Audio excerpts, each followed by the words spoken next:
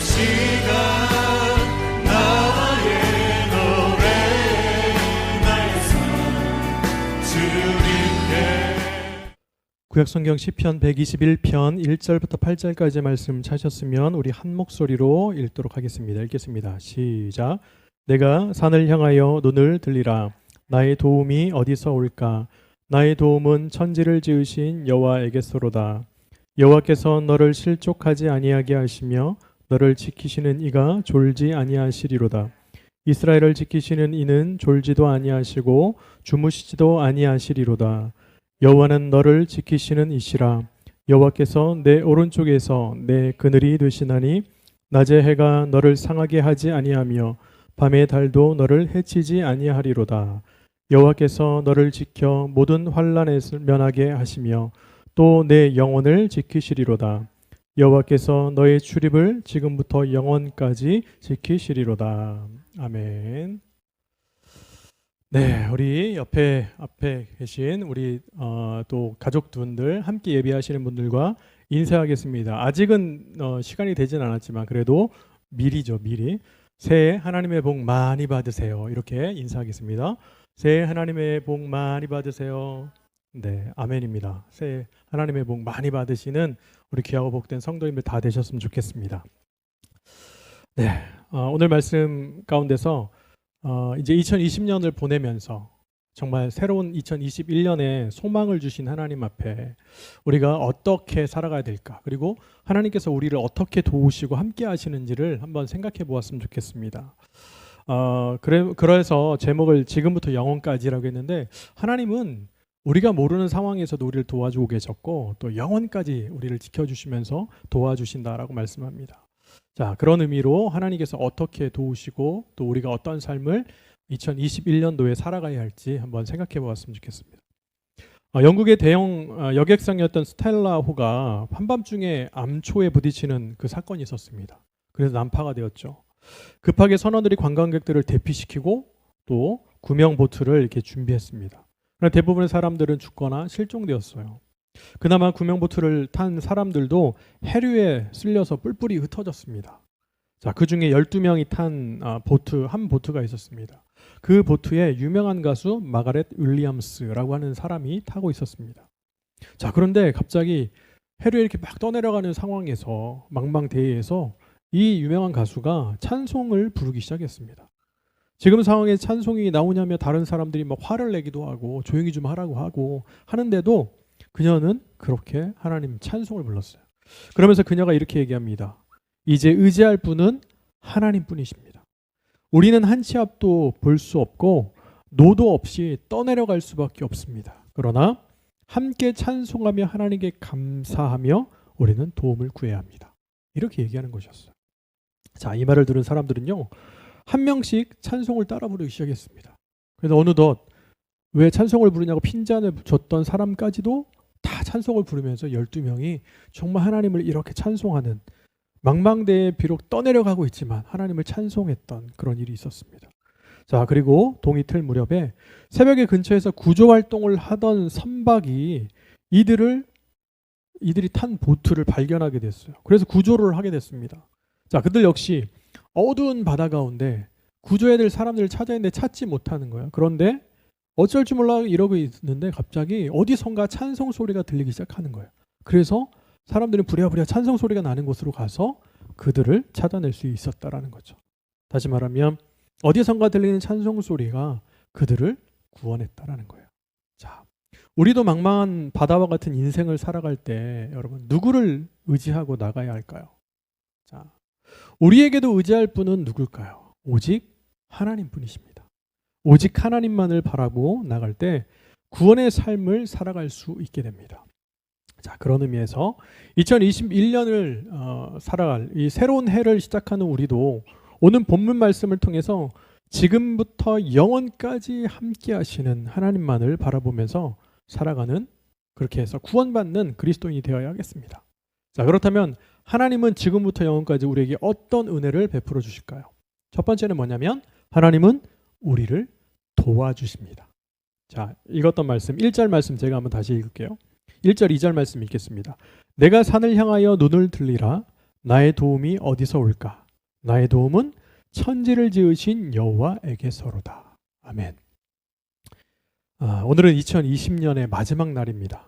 한 해를 돌아보니까 정말 많은 일이 있었어요. 그리고 그 누구도 살아보지 못한 한 해를 살았습니다.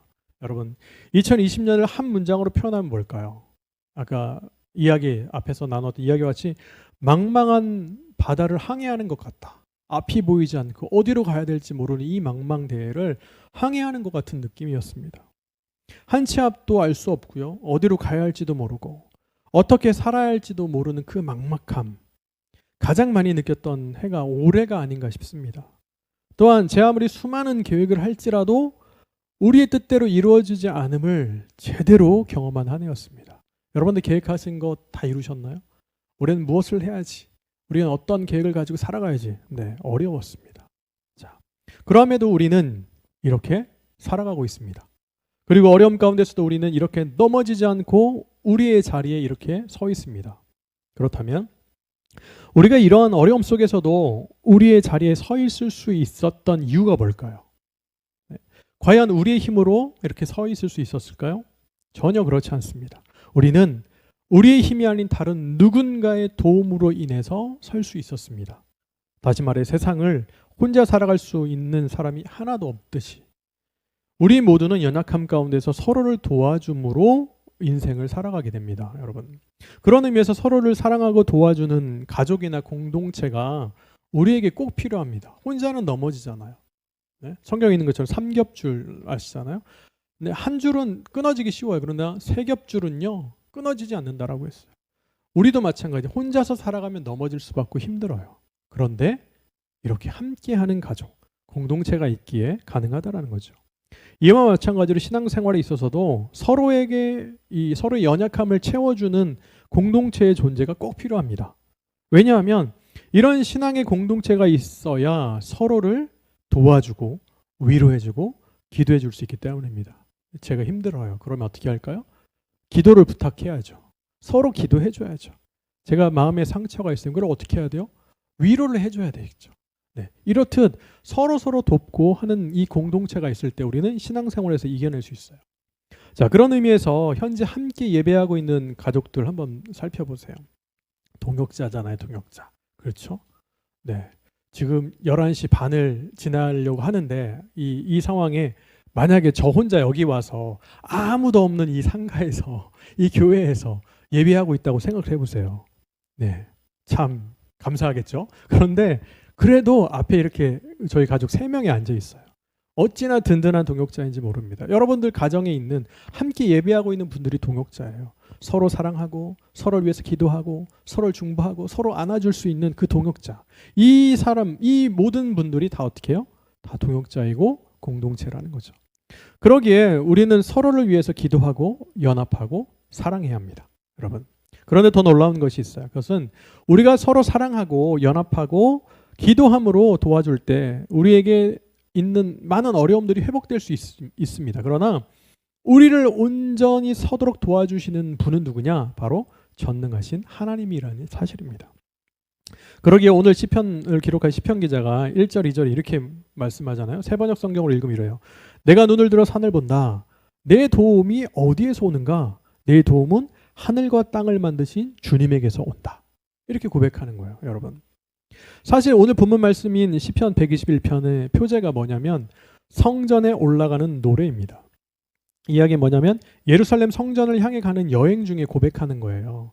성지순례 또 절기가 있을 때 예루살렘으로 올라가잖아요. 이렇게 가면서 하나님 주신 은혜를 이렇게 찬양했던 그런 노래입니다. 자, 오늘 그런데 여기서 보면 이 시편 앞에 121편 앞에 기록되어 있는 시편 120편과 또 122편이 이 세 편이 연결되어 있는 걸 볼 수 있어요. 자, 그래서 다시 말하면 120편은요. 고향을 떠나서 살아가는데 타지에서 불의한 미움 속에서 살아가는 한 개인의 탄식, 이 간구가 기록되어 있습니다. 그리고 이어지는 오늘 본문 말씀이죠. 시편 121편에서는 시편 기자가 고난의 상황 속에서도 도움을 정할 곳이 어디 있는가 막 이렇게 질문으로 시작하는데 3절 이하의 말씀을 보면 성전을 향해 출발하는 시편 기자를 향해 신앙적 지도자인지 누군가가 바로 이렇게 주는 축복의 말이 이어져 있습니다. 또한 시편 122편이죠. 다음 편은 보면 드디어 시편 기자가 예루살렘 성전에 도착하는 내용으로 이어지고 있습니다. 이처럼 시편 기자는 자신의 어려움 상황 속에서 그리고 하나님의 성전을 향해 나아가는 그 상황 속에서 진정으로 자신을 도와주는 분이 과연 누굴까? 누가 나를 도와주고 있을까라고 고민하면서 정답을 얻었는데 그것이 바로 천지를 지으신 여호와다라고 말씀을 합니다. 다시 말해 일반적으로 성경은 이제 히브리어로 되어 있잖아요. 구약 성경은 말씀을 보면 창조자 하나님을 부각시킬 때 이름은 히브리어로 엘로힘이라고 하는 하나님의 이름을 씁니다. 자, 그런데 여기에서는 여호와, 이제 원래는 야훼라고 읽죠. 야훼라고 하는 이 신명을 사용했어요. 왜 그럴까? 야훼는 뭐냐면 보호하시고 구원하시는 분이시거든요. 구원자라는 의미거든요. 다시 말하면 뭐냐면 우리를 돕고 구원하시는 분이 그러니까 여호와 하나님, 그러니까 천지를 창조하신 분이시다라는 거예요. 다시 말하면 천지를 창조하시는 분이 우리를 구원하시고 도와주고 계신다라고 시편 기자가 고백하는 겁니다. 그러기에 시편 기자는 전능하신 여호와께서는 자기의 백성들이 당하는 모든 어려움을 아시고 그 모든 어려움에서 능히 건져주실 분임을 강조하고 있습니다. 자, 그런 의미에서 오늘을 살아가는 우리는 과연 우리를 도와주시는 분이 누군가를 생각해 봐야 돼요. 코로나19로 인해서 그리고 건강과 여러 가지 문제로 인해서 재정적인 문제로 관계적인 문제로 넘어질 때마다 우리를 도와주시는 분이 누굴까?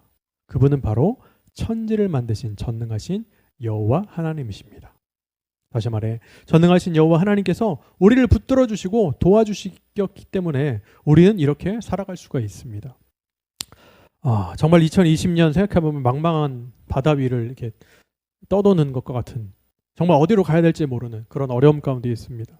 그리고 어떻게 살아가야 될지 모르는 절박함 속에 있던 한 해였습니다. 물론 이 모든 어려움이 다 사라진 것은 아니에요. 자, 그럼에도 뒤를 돌아보면 지금까지 지켜주신 전능하신 하나님이 계시기에 우리가 지금 숨을 쉬고 있고요. 이렇게 웃을 수 있습니다. 예배할 수 있습니다. 여러분. 이처럼 전능하신 하나님은 우리와 늘 함께 하시면서 우리를 도와주십니다.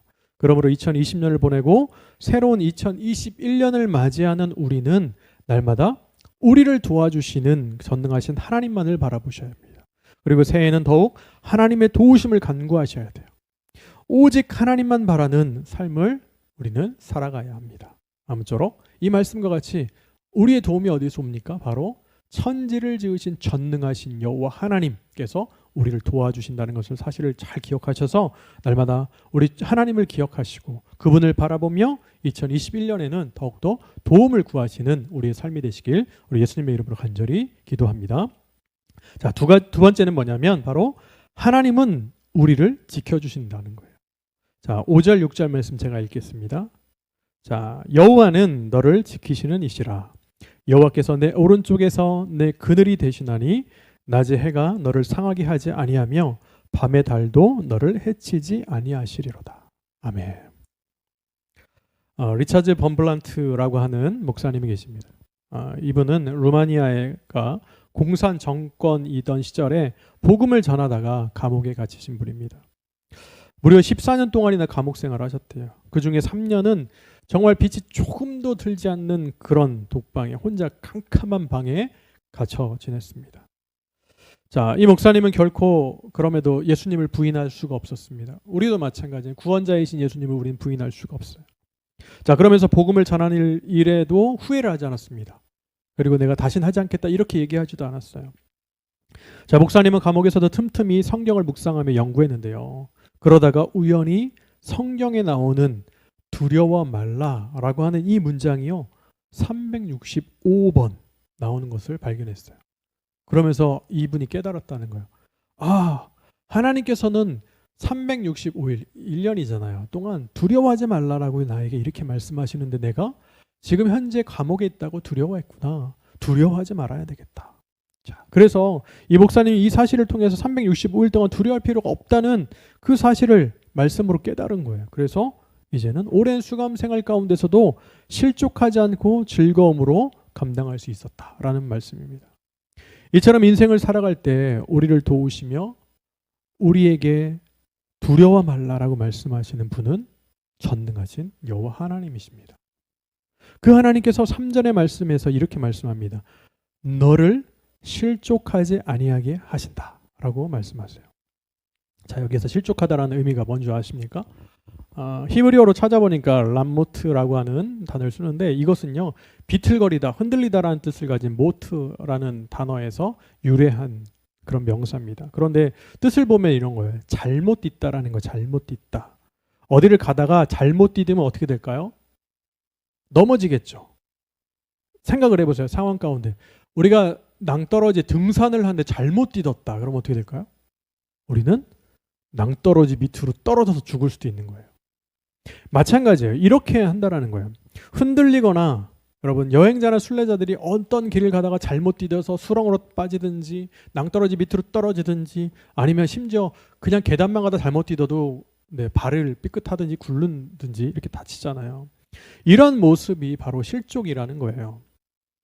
자, 그런 의미에서 볼 때 실족은요, 정말 생명을 담보로 하는, 정말 잘못되면 생명을 앗아갈 수 있는 그런 모습이기도 합니다. 위험을 초래하는 거죠.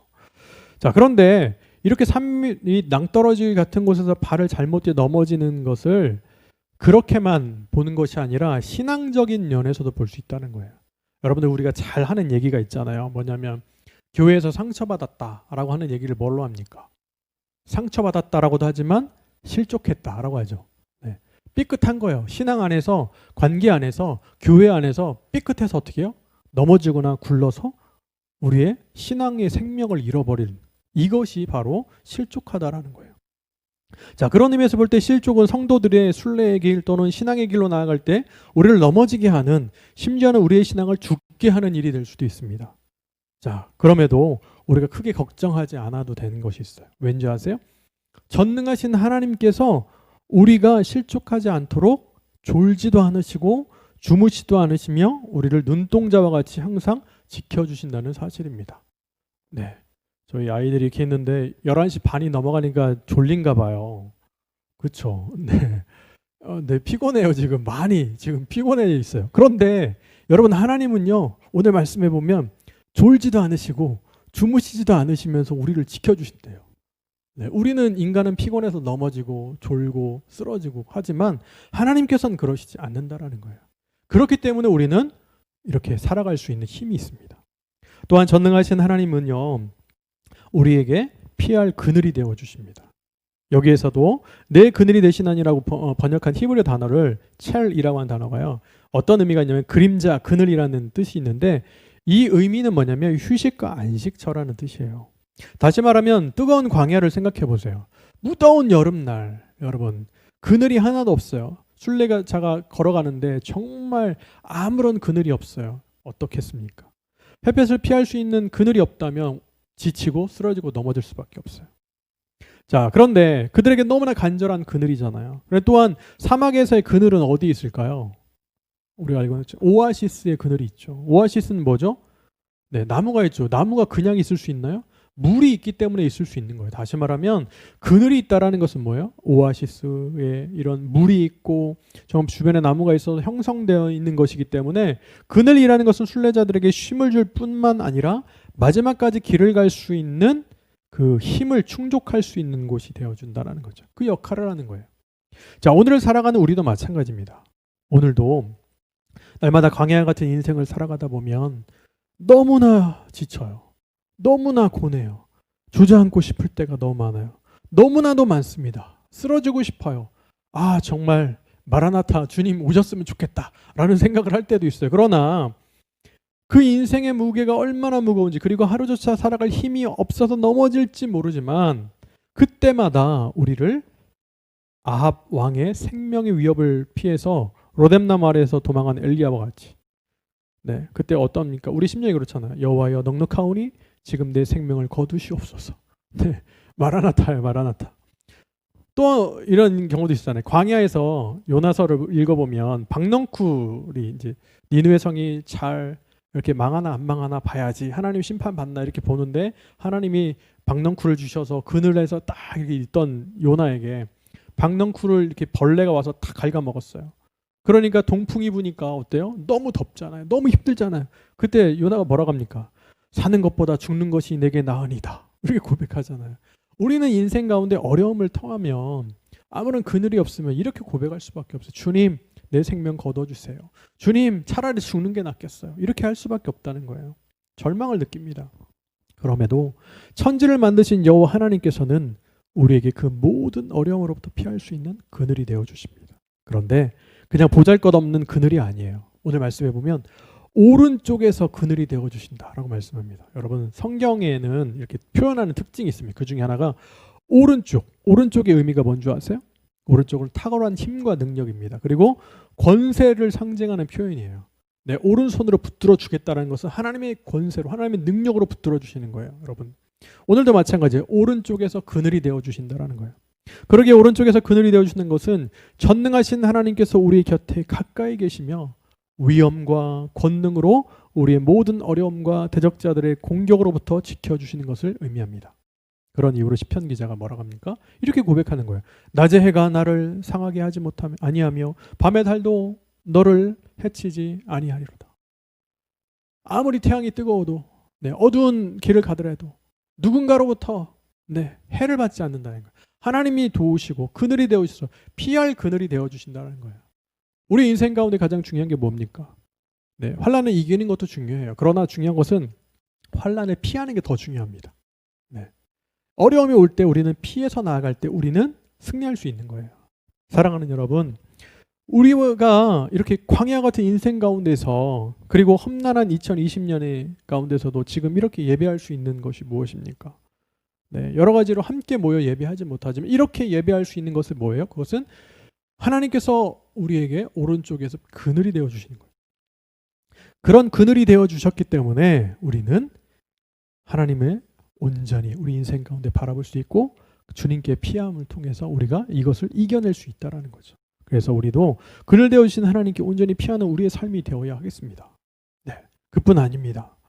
전능하신 하나님께서는 우리의 영혼까지도 지켜주신다고 말씀합니다. 자, 세상에 속한 사람들은 언제나 현재의 상황에 집중합니다. 지금의 문제로부터 구원받기를 갈망하죠. 사실 이러한 모습은 구약에 나타난 구원과도 같다고 볼 수 있어요. 다시 말해 구약 성경에서 등장하는 구원의 모습은요, 현세적인 것으로 현재 자신이 처한 어려움 있잖아요. 즉 전쟁이나 기근 그리고 질병 등으로부터 구원받는 것을 이야기하고 있습니다. 자, 그렇기 때문에 어떻게 해요? 하나님께서 구원해 주시길 바라면서 구원해 주신 하나님을 바라고 믿음으로 찬양하고 있어요. 하나님 구원해 주세요. 구약에서 특별히 구원해 주세요라고 하는 것은 전쟁으로부터 구원해 주세요. 하나님 구원해 주세요. 이런 사망으로부터 구원해 주세요. 이렇게 얘기하는 거예요, 여러분. 자, 물론 하나님께서는 우리가 처한 모든 문제로부터 구원해 주시는 분임은 틀림없습니다. 우리가 영적인 부분만 생각하지는 않잖아요. 현재 여러분들 당하고 있는 고난이 있잖아요. 어려움이 있잖아요. 어떤 문제가 있잖아요. 이것도 하나님께서 구원해 주시잖아요. 그렇기 때문에 이것도 마찬가지예요. 그것이 우리 현재를 살아가는 우리의 어려움으로부터 구원해 주시는 하나님이기 때문에 우리는 하나님께 날마다 간구해야 됩니다. 그러나 우리가 더 깊이 하나님의 구원하심을 깨달아야 하는 것은 본문 7절에 있는 말씀을 보면 알 수 있어요. 뭐라고 말씀하냐면 여호와께서 너를 지켜 모든 환난을 면하게 하시며 내 영혼을 지키시리로다. 이렇게 말씀합니다. 여러분, 다시 말하면 전능하신 하나님께서는 모든 환난으로부터 우리를 지켜주십니다. 그런데 그것으로만 그치지 않고 우리의 영혼도 지켜주신다는 사실이에요. 자, 그렇다면 우리의 영혼을 지켜주는 것이 무슨 의미일까요? 여기서 말하는 영혼은요, 히브리어로 네페시라고 하는 단어를 씁니다, 여러분. 그 의미가 중요합니다. 뭐냐면 생명이라는 거예요. 생명, 영혼. 히브리어에서 네페시는요, 그냥 영으로 번역되기도 하지만 동시에 사람의 전인적인 측면에서의 보면 삶이에요. 삶. 자, 그런 의미에서 7절의 말씀 다시 생각해 보면 이렇습니다. 하나님께서 우리를 지켜주심으로 모든 환난을 면케 하심과 더불어 하나님께서는 우리의 삶 전체를 완전하게 보호하시고 지켜주신다는 의미입니다. 우리가 과거에 당한 고난이 있습니다. 자, 살펴보면, 뒤를 돌아보면 과거에 당한 고난으로부터 지켜주신 하나님이 딱 보이세요. 그리고 현재 당하고 있는 고난이 있어요. 자, 현재 지금 당하는 고난, 어려움이 있었습니다. 이것을 하나님께서 지켜주십니다. 그런데 이것만 해도 감사한데 하나님께서는 그것으로만 그치지 아니하시고 우리의 삶 전체를 보호해 주세요. 그리고 지켜주십니다. 그러기에 우리는 어떠한 어려움을 만나든지 우리 잘 아는 찬송가 438장을 작사한 버틀러와 같이 이렇게 고백할 수 있어요. 높은 산이 거친 들이 초막이나 궁궐이나 내 주 예수 모신 곳이 그 어디나 하늘나라예요. 여러분. 그런데 정말 중요한 게 있습니다. 그게 뭔지 아세요? 이 놀라우신 하나님의 은혜, 이것이요 일회적으로 끝나지 않는다는 거예요. 네, 오늘 이제 이 말씀을 드리려고 지금까지 끌어왔어요. 쭉. 우리를 실족하지 않도록 지켜주신 하나님, 그리고 우리의 피할 그늘이 되어주신 하나님, 더 나아가 모든 환난을 면하게 하시며 우리의 영혼 즉 삶까지 지켜주시는 그 하나님, 그 하나님은요 과거에만 지켜주신 것이 아니에요. 그리고 현재만 지켜주시는 것도 아닙니다. 여러분, 지금부터 영원까지 지켜주신다는 사실입니다.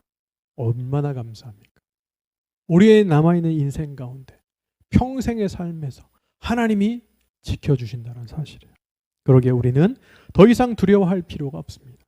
그러기에 우리는 더 이상 절망할 필요도 없습니다. 왜냐하면 하늘과 땅을 만드신 여호와 하나님께서 2020년의 마지막 날을 살아가는 우리에게 이렇게 말씀하세요. 지금부터 영원까지 지켜주겠다. 너희를 내가 지켜주겠다. 사랑하는 자녀들아, 내가 너희를 지금부터 영원까지 지켜주겠다 라고 하나님께서 말씀하시는 거예요. 자, 그러므로 우리는 이제 새로운 2021년을 맞이하면서 전능하신 하나님, 전능하신 여호와 하나님을 그 약속을 붙들어야 돼요. 하나님께서 말씀하신 걸 꽉 붙잡고 우리가 나가야 합니다. 비록 현재 상황 가운데 어려움이 있어요.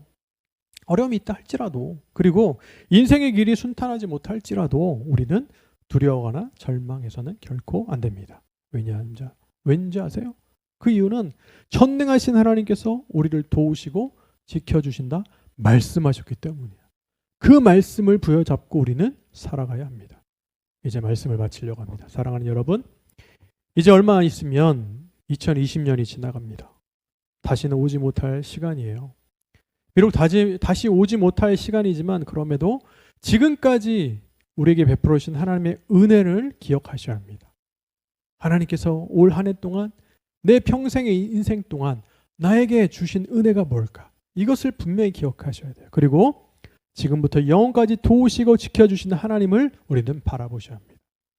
2021년이 된다고 해서 뭔가 순식간적으로 확 변하지는 않을 거예요. 그러나 주님께서 우리를 지켜주시는 그것, 우리를 도우시는 그 사실만은 변치 않습니다. 그래서 우리도 잠잠히 하나님만을 바라보며 나아가는 우리 예그리나 교회, 또 우리 모든 성도님들의 삶이 되셔야 합니다. 주님께서 함께 하십니다. 지금부터 영원까지 지켜주십니다. 이 사실을 꼭 붙잡고 우리 2021년에는 정말 우리의 영혼이, 우리의 삶이 잠잠히 하나님만 바라는 그런 공동체로 우리의 삶으로 온전히 살아가시는 우리 저와 우리 예그리나 교회 모든 성도님들이 다 되시기를 우리 예수님의 이름으로 간절히 기도합니다. 주께 드린 우리의 삶을 통해 주의 나라가 이루어지게. 우리 다시 한번 고백합니다. 내게 있는